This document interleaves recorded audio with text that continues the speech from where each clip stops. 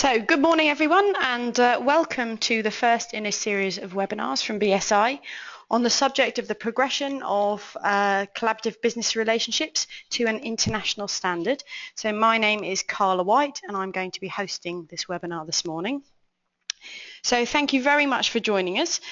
We have a real mix of organisations joining us today in terms of sectors and sizes of organisations. I also happen to know that we have some certified organisations to BS 11,000. We have a number of people who are also just considering implementation of that at the moment and on a bit of a fact-finding mission. So welcome to you all. We're absolutely delighted at BSI that the BS 11,000 is so well supported, and obviously that's really been shown with the opportunity to progress that now to an international standard. The project started actually about 2 years ago, but we're really here today because the draft international standard has just been released. And that's what we're going to be talking to you about today. So just to run you through the agenda, I'm going to give you a quick introduction and very briefly what BS 11,000 is for those of you who have less experience of the existing standard. Then we're going to talk to David Hawkins, who is from the ICW. Many of you may know David.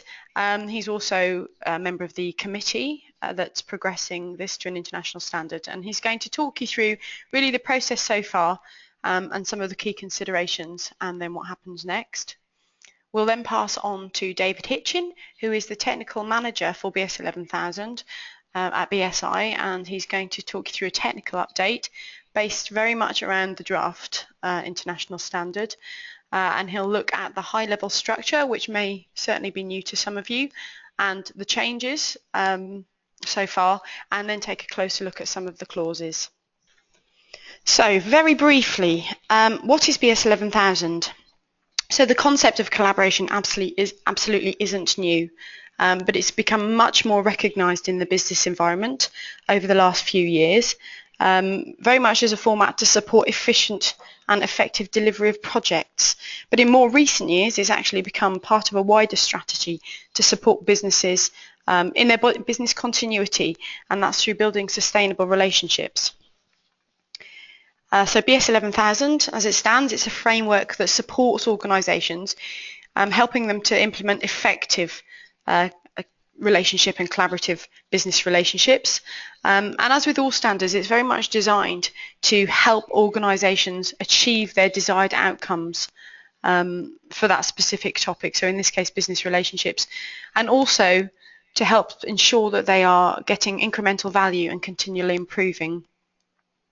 It incorporates an 8-stage life cycle, and this actually begins with organisations exploring their own collaborative capabilities and requirements.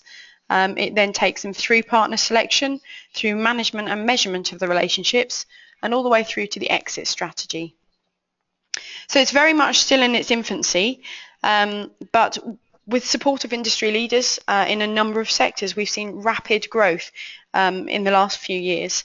Initially in the UK, but absolutely abroad, and obviously now that it's going to an international standard, you can see that it's starting to be widely recognised overseas.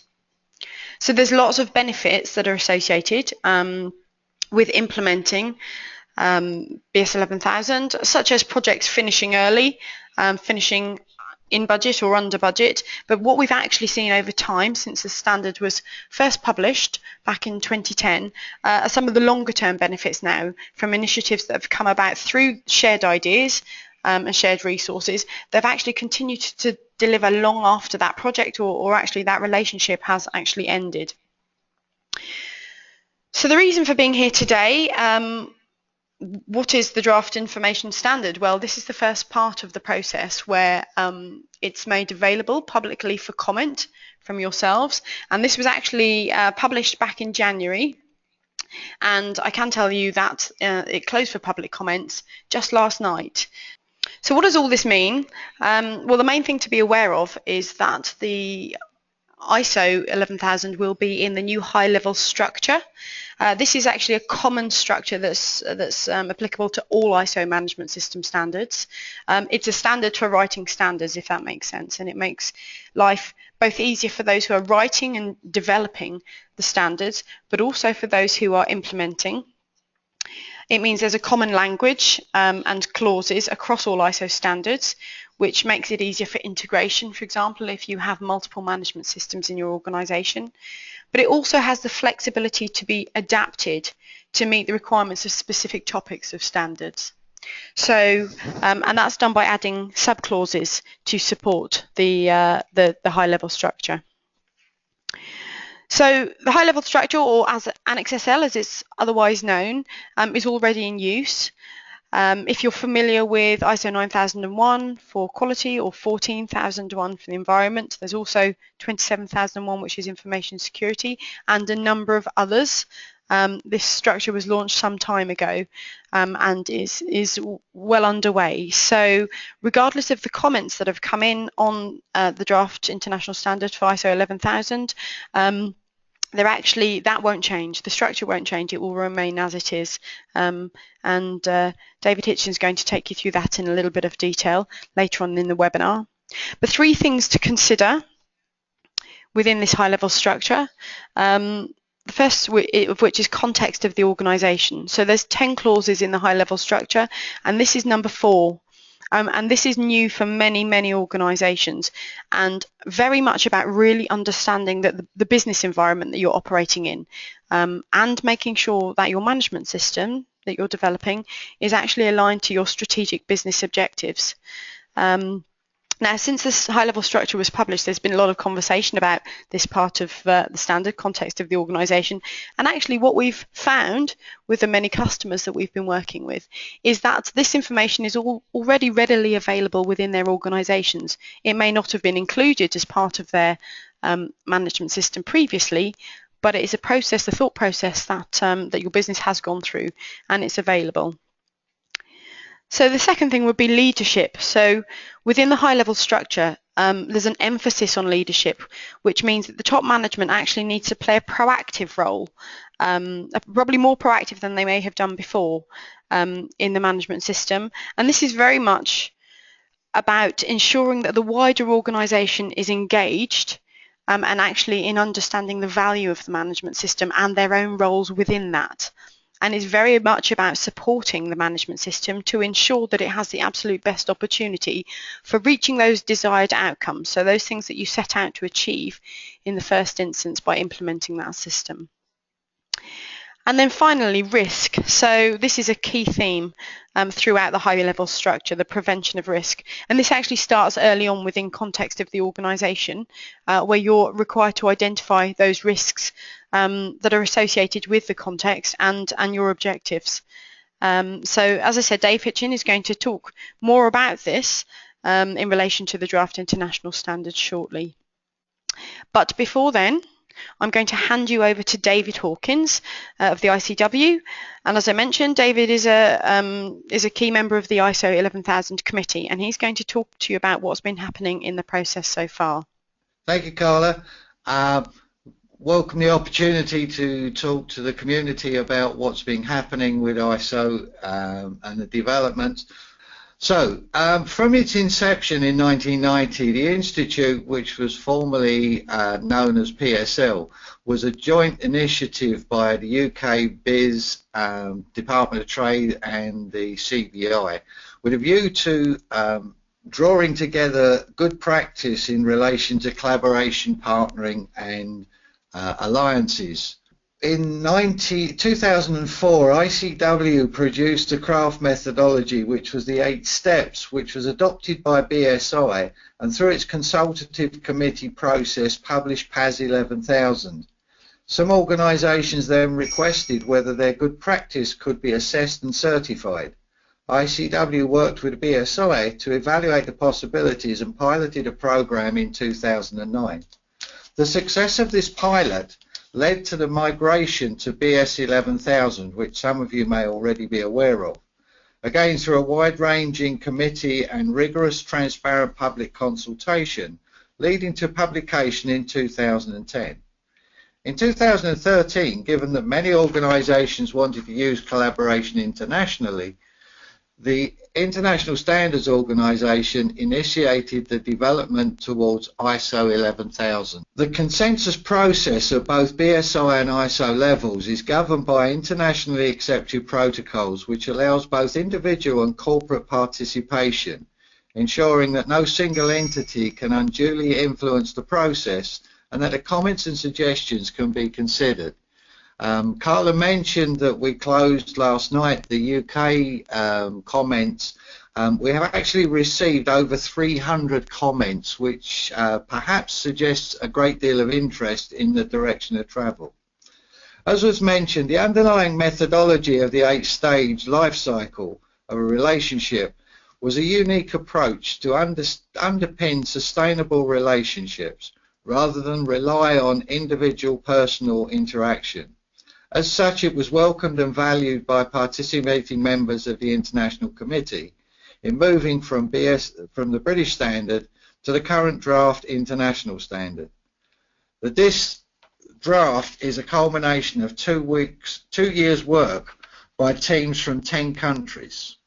So as you can see, we have a number of participating members working on the draft standard and a large number of countries from outside looking in to see what we are doing. The PC286, the ISO 11000 committee, has been meeting regularly since July 2014 to draw together their views and also take the views of the UK and look at how those will work in other countries. Each participating country has a mirror committee of local subject matter experts whose collective views are evaluated, agreed and incorporated as appropriate. It should be appreciated that this working group is able to draw on experience in a very diverse business context. The results of this will be reviewed in May, and from there, can, if agreed, proceed to publication in the autumn.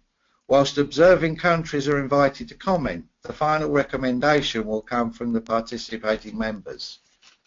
As was mentioned, as a desire to create a management system, the committee was required to meet with the constructs of the high-level structure.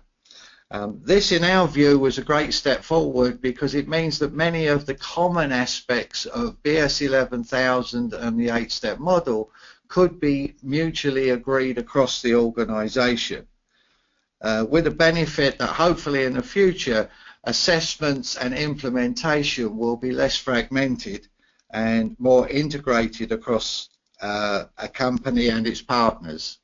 With this in mind, we have worked with ISO to understand how we could incorporate both the high-level structure and the life cycle model, which was the driver for most organisations adopting the approach in the first place.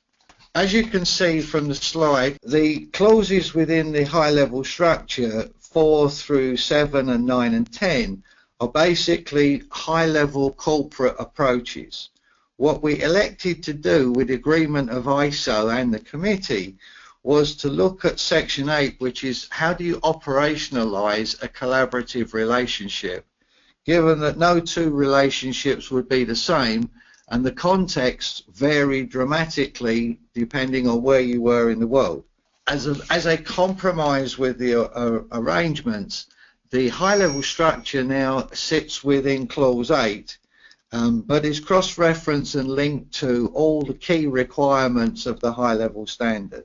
The ISO group see the current draft as moving the basis for value creating collaboration forward.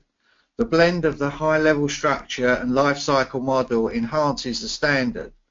The high-level mandatory elements enhance the requirements of BS 11000. The content has been streamlined from the current standard and should now better integrate with other management systems, which was the original intent. If we want collaboration to work, it has to be embedded in the management systems. The final review of comments will set the scene for the next steps and the transition to ISO 11000. Over the past 2 years, the working group have endeavoured to address concerns coming from those already using BS 11000 and through consensus incorporate issues raised by the international participants. I'd now ask Carla to pass over to my colleague Dave Hitchin, who can talk to you about the detail of the high-level standard. Thank you very much, David. I'm just going to pass over to David Hitchin. Good morning, everybody, and while the technical issues regarding the slides come up, I'd like to thank Carla and David for their kind and useful introductions. So my name is David Hitchin. I'm the BSI Product Technical Manager for both BS 11000 and ISO 11000. I'd like to speak for about 10 minutes about three areas. Firstly, the high-level structure, which will be an introduction to some and a reminder for others, and it's building on the points that Carla made earlier. Secondly, I'd like to talk about the development of the DIS 11000 and some key points in the evolution of collaborative working to a management system standard. And then the last part of my 10 minutes, I'd like to talk about some new thinking regarding clearer integration of the accepted principles of collaborative working contained in the essential 8-stage process within the high-level structure to improve operability and compatibility with other high-level structure standards and other business management streams. So firstly, a reminder to some and an introduction to others. This is the circle of requirements for the high-level structure. The context of the organisation, leadership, planning, operation, performance evaluation and improvement. And these are all supported by support in the organisation through the resources. And this cycle follows the conventional plan, do, check, act cycle, conventional in management systems over the past 2 or 3 decades. I'd just like to expand on each of these in turn summarily and then move on. Firstly, context of the organisation. This was mentioned by Carla a few minutes ago. This contains aspects of understanding the organisation and its context, the needs and expectations of stakeholders. So there's a requirement here for organisations to do research into the people that their organisation affects, their suppliers, their customers, their neighbours, all in the context of collaborative working. And then this is used as a support or foundation to determine the scope of the collaborative working management system. This means that a secular approach to collaborative working is moved away from in the high-level structure, and there's a need to actually have a 360-degree view of the organisation's stakeholders or interested parties. Next, leadership. As Carla mentioned, the high-level structure focuses on leadership and commitment. And the intention of this in the high-level structure is to ensure the success of a management system. Much of the history of the development of management systems, and for those of you who recognise BS 5750 from 30 years ago, recognise that often the failure of the implementation of management systems is through a lack of top-level commitment. So in the high-level structure, this is hardwired in. So there is a mandatory requirement for top management to support the resources, the processes, the commitment, and to try to ensure the success of the management to deliver the organisation's requirements. We move now to planning, which is takes some of the concepts of other management systems and pre-HLS management systems and focuses on them in a specific logic. The first thing is the actions to address risks and opportunities for the system. And this is a more clearer way of defining what previously was known as preventive actions. And it also raises the profile of looking at risk assessments in all forms, so corporate risk assessments and operational risk assessments to the organisation's success in collaborative working. Those risk assessments and risk mitigations form a basis of developing high-level objectives for the organisations to ensure its operational sustainability and the success of collaborative working. And then this is further supported by having plans to achieve the objectives within the management system. So for those of you who are familiar with quality management, this is like a quality plan. So it's not just having objectives that just hang in the air, it's a matter of having a plan to achieve them. And these tend to be need to be underwritten by senior management. So an organisation banks on its success. Central to the success of any management system and collaborative working management systems specifically is all the aspects of support. This includes resources, so this is generally thought of as human resources and people who are essential in the operation of collaboration, but also all the infrastructure, the IT, the computers, the software systems to ensure success. But these things don't happen in a vacuum, and clearly staff in an organisation need to be aware of their commitment and their part in the success of a management system, and specifically in collaborative working. There's a need to formalise communications both within an organisation and between organisations, and have information and documentation controlled, familiar concepts to other management systems. The doing of the doing and the operational aspects, as David has mentioned, it resides within Clause 8 operation.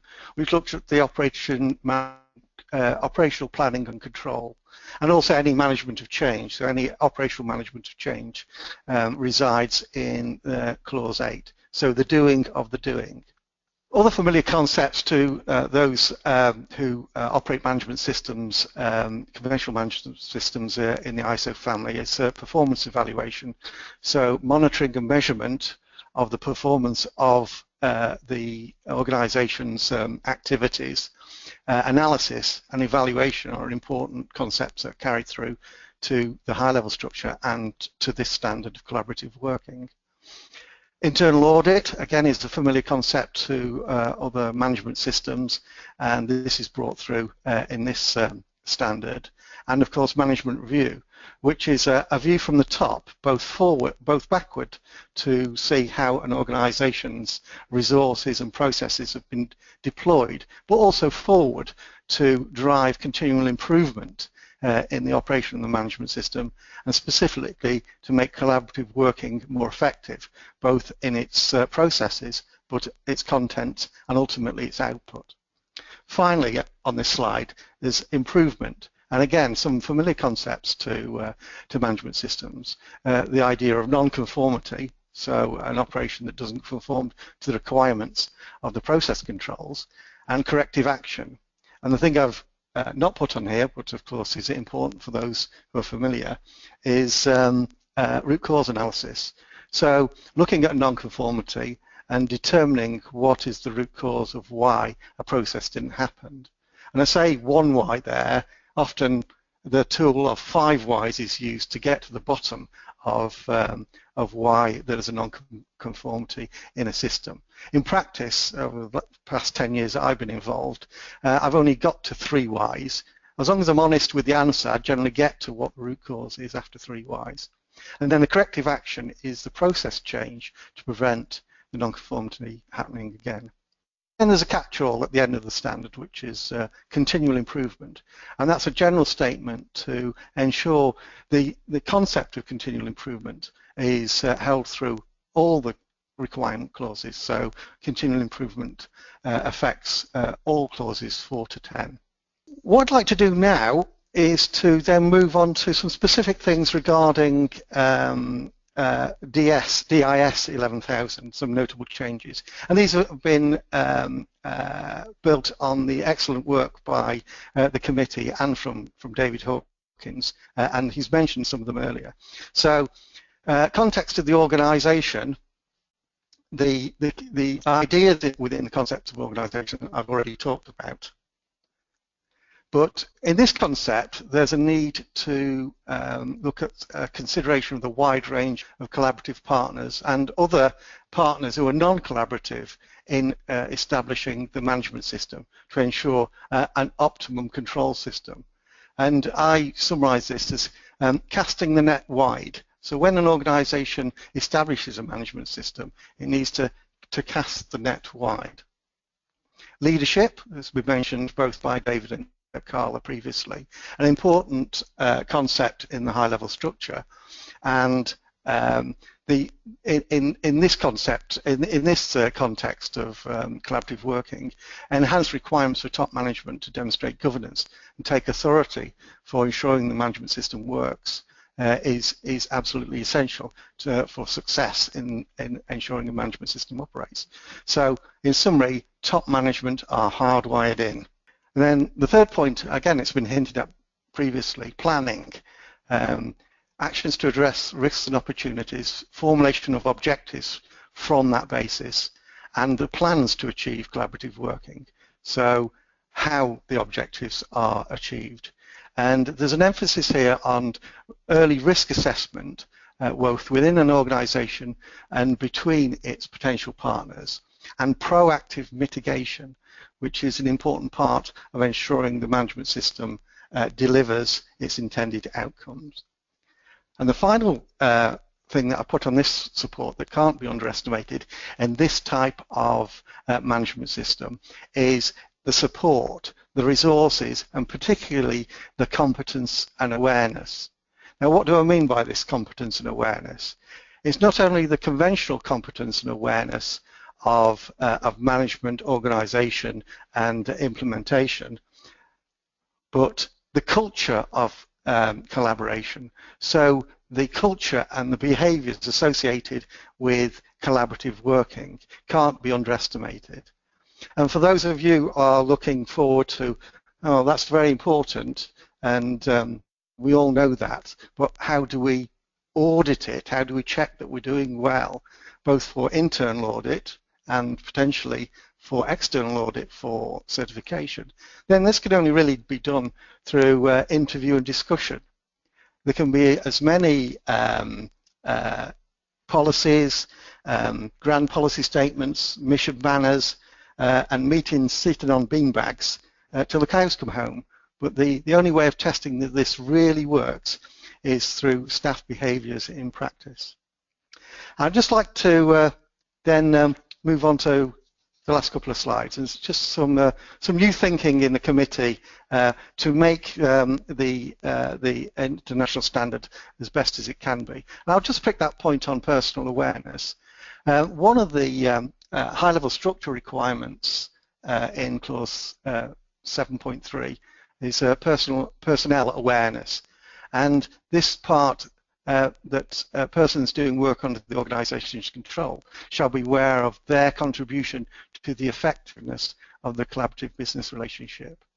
Now, this has resonance in the 8-stage structure it's given here. So I've just drawn some lines from something from the established 8-stage structure, both from the strategic area, where there's a good practice relates the establishment of resources, competences and behaviours. And these competencies and behaviours, of course, in the context of collaborative working, is collaborative style of interaction. Further on the strategic area, establishing the collaborative leadership. Again, collaborative leadership is important to show staff how to behave in a collaborative manner. And then in the management of the collaborative relationships, maintaining behaviours and trust. So in the operational part of the collaborative relationships, this is an important part of how to ensure collaborative success. So that's all I wanted to say regarding the development and the status of where we are, and I thank you all for collaborating. Excellent. Thank you so much to David Hitchin there for just talking us through the changes based on the draft international standard. I'd like to open up the opportunity for questions from the audience. Somebody has asked when the new standard is coming out, so we're hoping that will publish at the beginning of Q4 this year. Somebody's asking what work has been undertaken to align the risk management elements of the standard to ISO 31000. I'm going to ask David Hitchin to respond to that. The top level answer to the alignment of risk assessment in this and ISO 31000 is we haven't done any yet. However, the high-level structure is itself aligned to the concepts within ISO 31000. There is published in the public domain mapping requirements between the general high-level structure and ISO 31000. The work to align the specific elements of this 11,000 and the 31,000 is yet to be done. It's a straightforward process, but it just needs to be done. Fantastic, thank you. So I see there we have another question. Somebody's asking, several people actually are asking about the process to go from BS 11000 to ISO 11000. There will be a transition process, and that will be something that you will be advised of by your certification body. So we will be talking to our customers about the length of that transition process. Typically, once an ISO is released after it's been a British standard, the British standard at some point will become invalid, and that certification will therefore be invalid, and all organisations will be required to meet and to go through a transition process that demonstrates that they meet the requirements of the international standard. This is a common process for all standards that move from a national standard into an international standard. I'm just going to ask Dave Hitchin to expand on that a little bit for me. Yes, thanks, Carla. The important thing to recognise is that the draft ISO standard contains all the component elements of the 8-stage process in the BS. So the operational requirements to transition to the ISO standard is likely to be quite modest. For organisations that currently operate management systems that comply to the high-level structure, for example, ISO 9001 2015 or ISO 14001 2015, the transition for them will be the amalgamation or the integration of the collaborative working component elements into the bigger business management system. For people who are new to the high-level structure, then there is an amount of work to do at the senior management level and at the strategic level to ensure governance over the operational processes. And as David said in his presentation, one way of looking at it is to recognise the key elements of the high-level structure through clauses 4 to 6, 7 and 9 and 10, and then the operational elements within clause 8, which cover the components of the 8-stage process. As Carla said, the conventional process for transition, and this needs to be confirmed following the publication of any ISO, and the accreditation bodies tend to pronounce on the decisions, that the accreditation of a standard would generally take a year or so after its launch. And BSI tend to look at a 3-year transition where organisations can make the transition from the British standard to the ISO standard. And then following a period of 3 years, BSI generally withdraw the British standard and support the implementation of the ISO standard. Thank you very much, David. I think something that's important to mention at this point is that, when a standard is revised and when these standards are progressed from national standards to international standards, for example, is it's not about reinventing the wheel. It's an opportunity to refresh and to review and to add learnings from the previous stage that standard was actually in. So it's not that a lot of what you already have in your management system will be applicable when this goes through to an international standard. It's just an opportunity maybe to make sure that it's working really effective for your organisation. Now I have another question here that I'm going to pass through to David Hitchin once again. How does BSI think they would like evidence of personal awareness to be presented as part of external audits without multiple levels of personal interviews? So over to David Hitchin. Very good question. In fact, probably the best question I could anticipate in this presentation, so it's well thought through. And I think, as I hinted in the few minutes that I presented, we don't feel that the best way of validating the effectiveness of management systems in this context is by looking at documentation and records. You can get part of the picture from that, and that's conventional auditing. I think inevitably, and particularly while this standard is young, we will be looking at multiple interviews at different levels of management, because ultimately that is the best way we feel that we can validate that the collaborative behaviours are trained and people can act in that way in a real life situation. We do have some evolved experience in this, and it evolved after the launch of the business continuity standard ISO 22301 in 2012, which was the first standard to have the high-level structure. And one of the things that we anticipated but didn't realize at the time how important it was the issue of personal awareness.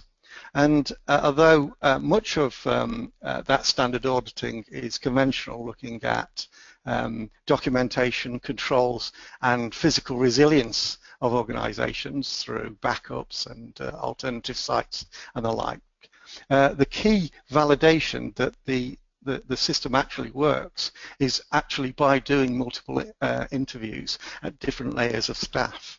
Now we're getting better at it, and we are selective on who we interview, so we have key people within the organisation to ensure that the audit time isn't extensive. But there's nothing beats staff interviews to sense the culture within an organisation. It's a very good question. Fantastic, thank you, David. And we have one final question here, which is, how likely is it that assessors will be able to audit ISO 9001, 27001 and also 11001, oh sorry, it's actually going to be 11,000, sorry, in one audit rather than 3 separate ones? It's a question we're asked regularly actually by our client base, how they're able to combine the assessments. And obviously we have a number of customers at the moment that are triple badged with 9, 14 and 18, and we are working towards being able to consolidate that assessment process so we can ensure that all organisations are able to meet the full requirements of the standard, but there are some efficiency gains throughout that process. So in terms of 9,000, 27,000 and 11,000, it would essentially be based around having the resources at BSI to be able to have the expertise to be able to do that in one session. But that's absolutely what we're planning for at the moment. There's massive customer demand for that as an approach, and we're gearing up to that right now. So hopefully once the international standards is out, we'll be in a position to start planning in that kind of assessment process with you. But please keep talking to your client managers and they'll be able to keep you updated on that process. In line with that, we're also looking for more sustainable ways of conducting assessment processes, and that'll be something I think is going to be of great value to customers, and potentially the option to have more remote assessment where appropriate, to allow us to actually speak to a lot more individuals within your organisation without the potential disruption. So as I say, please keep talking to the client managers and they'll be able to to keep you updated on how we're progressing with that. So thank you so much for all your questions today. That's fantastic. And thank you for joining us. This, as I said at the beginning, this is the first communication really about this process. Although it's been going for some time, it's an early stage in terms of public comment and everybody getting involved in the discussion. We're very much in support of BS 11000 going to the international standard, and we're part of the team that's driving that through, and as such we will be looking to keep you fully informed over the coming months. So please send us in your questions. I'm going to put my email address up on the screen in a minute. It's on the last slide. So keep sending in your questions, and we'll see what we can do to answer those. So thank you very much again for joining. Thank you very much to Dave Hawkins, who actually joined us from the middle of his own event taking place at Warwick University today. So I really appreciate your time. And thanks, of course, to David Hitchin for his technical knowledge. And we look forward to talking to you again soon.